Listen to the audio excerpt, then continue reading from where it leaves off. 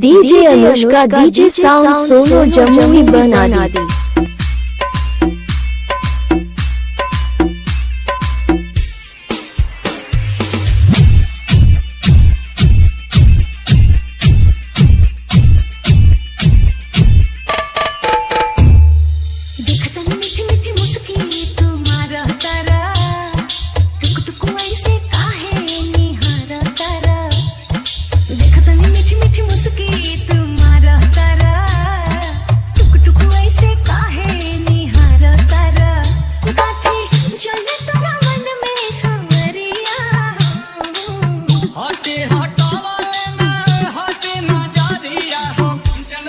DJ Anushka DJ sound Sonu Jamui बना दी।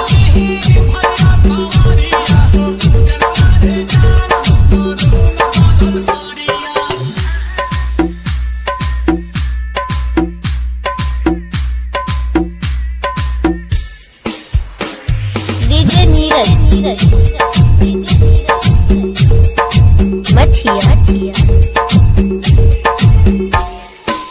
बिजली टूटा हो तारू दिलवा पे हमारा हो अपन डोलाई के कम हो दिया हवले ना तोहर लुटेरा मेरे खेला कमर के घेरा उठे अजब गजब के नासा जनी ऐसे मतिया फेरा सा। DJ Anushka DJ sound Sonu Jamui बना दी।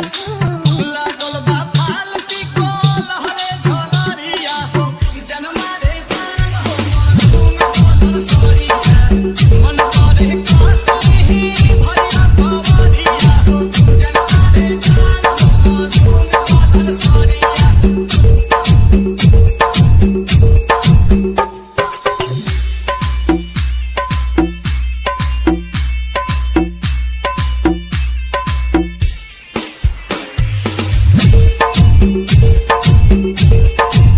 डीजे नीरज मठिया रामपुर गिलन डीजे अनुष्का साउंड बना दी।